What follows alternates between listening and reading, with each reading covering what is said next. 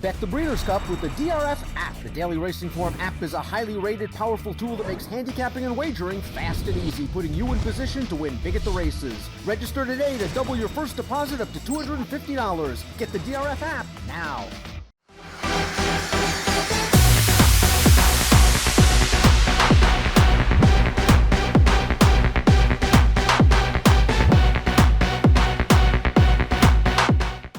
Hi everyone, David Aragona here with Craig Milkowski, and we are taking a look at Race 8 on Breeders' Cup Saturday at Del Mar. It is the Breeders' Cup Sprint. This race does kick off the late pick 5 sequence at Del Mar, and Craig, this is a spot where I think a lot of people who are playing that pick 5 might be looking to single, because as we throw up the field for this race, you see we've got a big favorite, the number 2 Jackie's Warrior, listed at 6-5 on the morning line, and he does cast a long shadow over this field.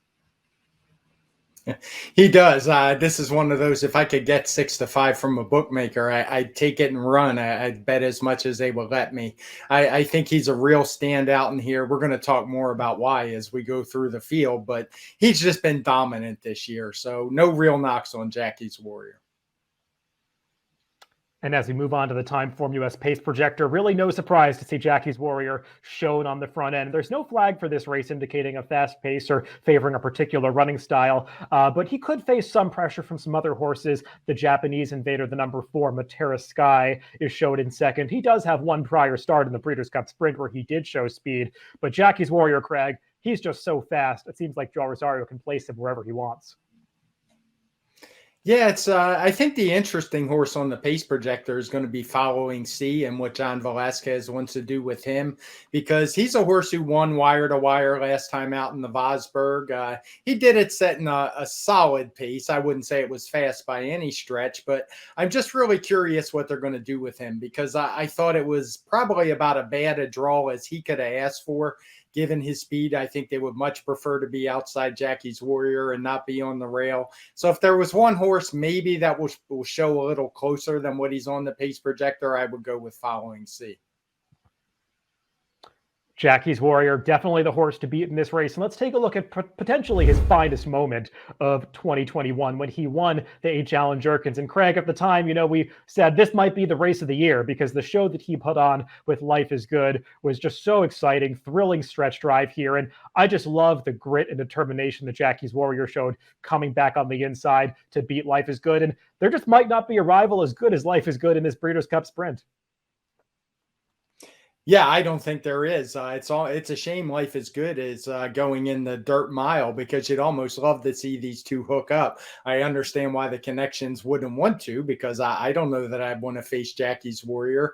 He's just run a string of huge speed figures, as you see. The one defeat came when he had some trouble at the start, broke maybe a half step slow, got slammed into by another rival. But since then, he's just been running huge. And in addition, as you mentioned, he's shown his grit. He's not only fast and talented, he is a determined runner. Even in defeat, he was game as could be. He was game to outrun to outrun Life is Good to the wire. So I just can't come up with any knocks on this horse. He's even rated a bit off the pace as he did in that Life is Good race. So just nothing I can come up with, and that's why he's going to be a single for me.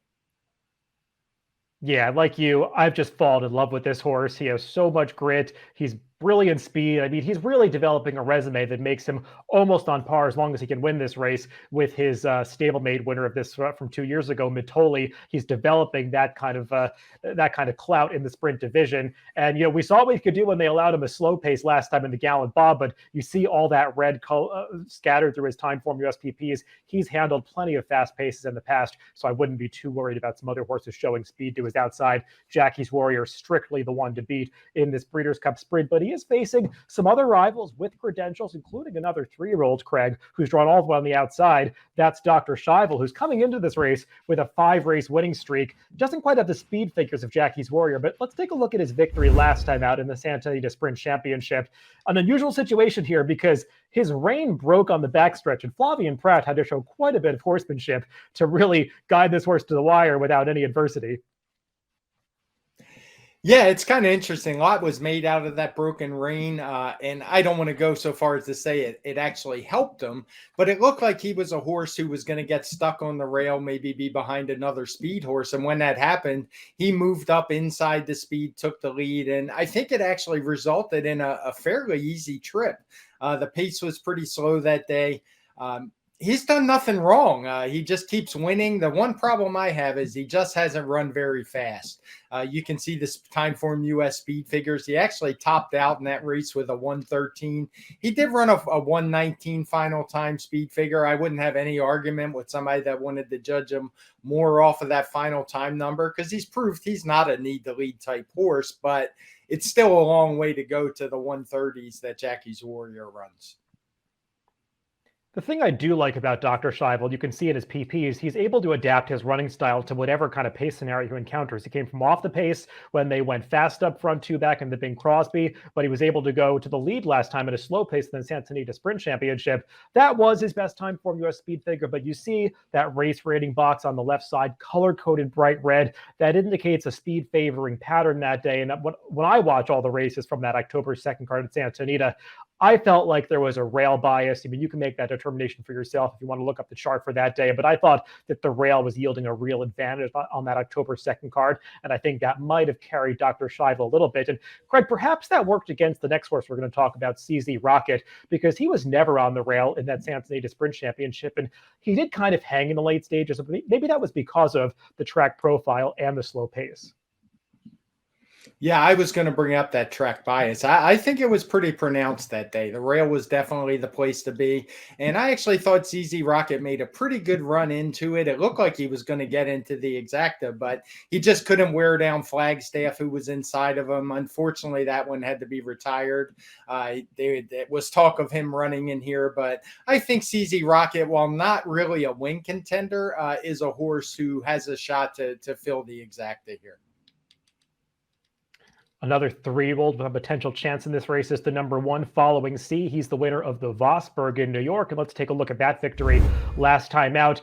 Craig, not the toughest pace situation for him to deal with because the other speed in here that was supposed to challenge him, Baby Yoda, had some issues coming out of the gate. So that sort of allowed Following C to control this on the front end. It's not going to happen here with Jackie's Warrior in the race. No, it's not. And that's why I'm just not a fan of his inside draw. If he had drawn more to the outside, specifically outside of Jackie's Warrior, maybe he could have worked out a better trip where he's not on the lead, but getting a good outside stalking position. But I just don't know what they're going to do with him from here. So I'm a little bit against him in here. It won't shock me if he runs well. I do think he's going to run well because I don't think he's a need to lead type, but I think that's where he runs his best races. And I'm just really leery of what's going to happen. I'm going to be watching Johnny Velasquez and see what he does, but I don't think he has the kind of speed to challenge Jackie's Warrior. So maybe he'll be lucky and Jackie's Warrior will be so quick he can kind of tuck in behind and then move out to that 2 path. I think that would be the best way for him to go. Yeah, I don't want to totally discount this horse because he does have quite a bit of talent. And we saw that early in his career when he broke his maiden with that huge speed figure at Oaklawn. And even though he got the right trip last time, I think if you go back to that Jerkins when he was beaten 9 lengths by Jackie's Warrior, I don't want to say they didn't try with him that day, but they didn't ride him quite as aggressively as they could have. And Life is Good was clearly the highly regarded pleasure horse in that race, so he wasn't really getting in that one's way. I do think that we haven't yet seen the best of Following C, but like you said, it's going to be a tough trip for him breaking from the rail here. The one other race that we want to talk about is the local prep at Keeneland. That was a special reserve beating Aloha West in the Phoenix. We'll take a look at the replay of that race. And, you really can't knock what special reserve has done this year, Craig. He's never been out of the exacta in 7 starts, but he just hasn't met the best sprinters in those races. No, I mean, he's about as good a claim as you could ask for. He was claimed for 40,000 back at Oaklawn, and he's done nothing but run first and second. He's run pretty good speed figures, as good as some others in here. He's usually in that high teens, 120 type mark. I'm just a little concerned that he's a horse who does his best running right up either on the pace or just off of it. And when you look through his time form US past performances, there's not a single red fraction to be found. And I think it's very unlikely he would get that kind of trip. He's going to have to go a lot faster early than he ever has. And that doesn't bode well for him, in my opinion.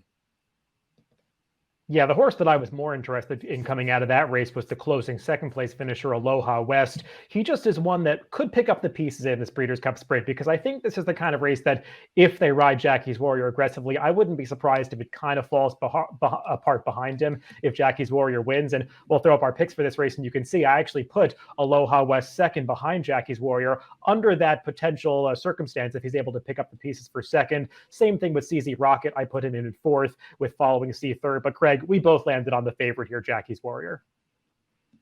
Yeah, I think he's going to be tough to beat. I'm not going to try to beat him. I think we both had the same idea to go for a bit of a price as a closer. We just landed on different ones. And if I played exactas, which I probably will, there's a good chance I would use both. But yeah, I'm looking forward to Jackie's Warrior. And as a speed figure guy, I'm mostly looking forward to making the speed figure after, because I really think he's going to put on a show. Yeah, it's going to be tough to get around Jackie's Warrior. Definitely one of the most formidable favorites on that Breeders' Cup Saturday card. So that's a look at the Breeders' Cup Sprint. Good luck if you're playing this weekend.